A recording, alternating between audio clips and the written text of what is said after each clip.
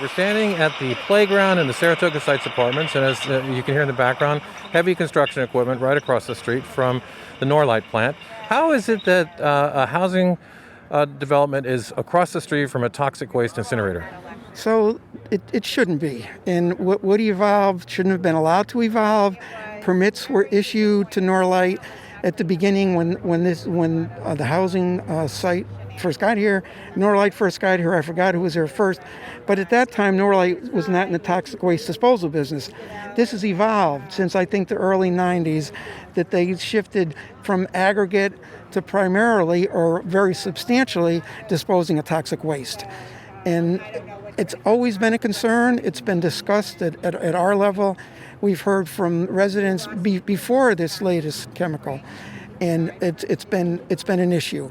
And we're at the point now where we are deeply concerned about this public housing site being in the backyard of a business whose business is disposing of toxic waste. It's not acceptable, and something's got to give. Either they shut down or we start finding ways to relocate these people. No one should have to live like this. And with respect to the bill, and I appreciate Senator Breslin and Senator McDonald, I don't know why there would be any hesitation to ban that chemical. I don't know. It's unacceptable here. It's unacceptable anywhere. The forever chemical, a chemical that's used to put out fires, and they're going to dispose of it by burning it. I'm not a scientist, but that just doesn't make sense to me. But the issue with us goes beyond this chemical. It goes to what they do in general, what their business is. They have been cited. There have been violations, and this just doesn't work. No one should have to live here. Is there a relationship between Norlite and Saratoga Sites? Do they do good deeds? Or is there any communication back and forth? Well, there's not communication. Of course, they don't tell us what they're what they're burning, and I think there may be a part of the company that is, and I know they have been involved in some community activities, which is nice, but it doesn't matter. I mean, it's a nice thing to do, but it doesn't lessen the impact of that business on this whole area. But our concern in particular is Saratoga Sites, and you can look straight out at those kilns, and it shouldn't be. Do you know why residents are concerned? Is there something that's changed recently, or has there always been a background level of concern? There's always been a level of concern, and the concerns are not new at all. Everything came to a boil with this latest situation, but long before that, we've heard complaints, we've heard stories of people that believe they've been made ill, their families were made ill. And there has been efforts to try to prove that Norlite's actions have caused illness. That's hard to do because you could say, well, you got sick because of some other situation. Where we know what's happening there. And as safe as they may claim to be, one of my issues is they've still got to get these chemicals here. They could have the safest operation imaginable, but they've got to haul this stuff in here, and accidents can happen. So this is an industrial zone. The nature of that business, this can't continue.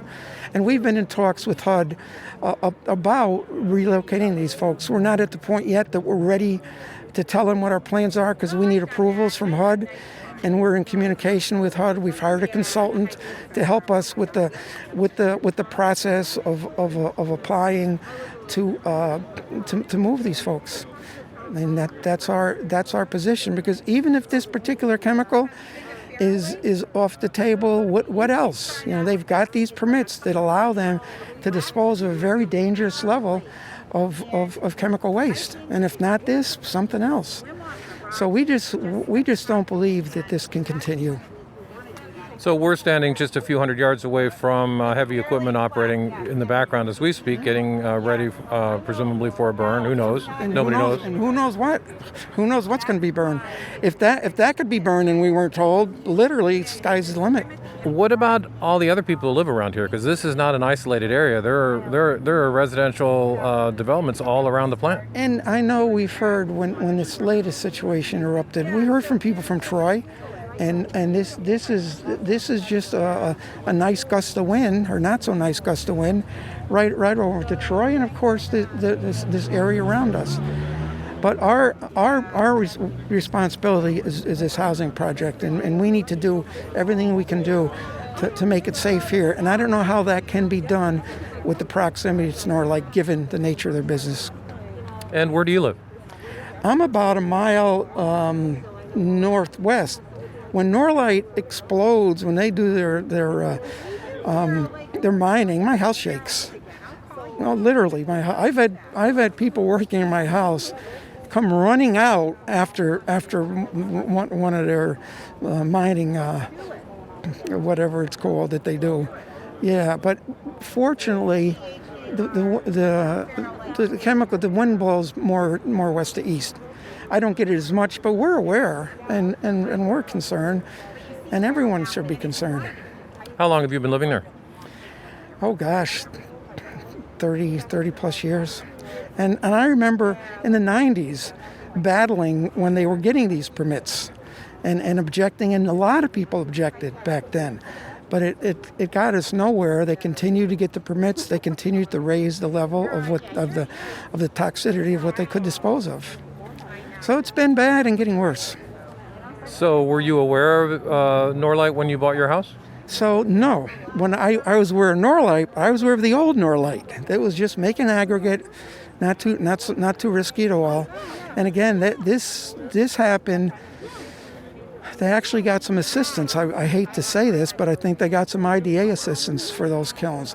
And that's when people became more aware. I became more aware, and we started to check on the permits. This is long before I was on the Housing Authority board, but just as a resident. There's been concern for decades. So DEC says that there's nothing to worry about. They have an on-site monitor. Does that assuage people's concerns, do you think? Well, if this last incident, the on-site monitor didn't seem to get us there. We never knew what was going on. So if you have an on-site monitor and you can burn these chemicals and no one knows, I'm not sure how the on-site monitor helps us. So from your position on the board of the Housing Authority, from your standpoint as a homeowner, what would be the best possible resolution to the situation here? Scale back to what they used to do. Get out of the toxic waste burning business and go back, make your aggregate.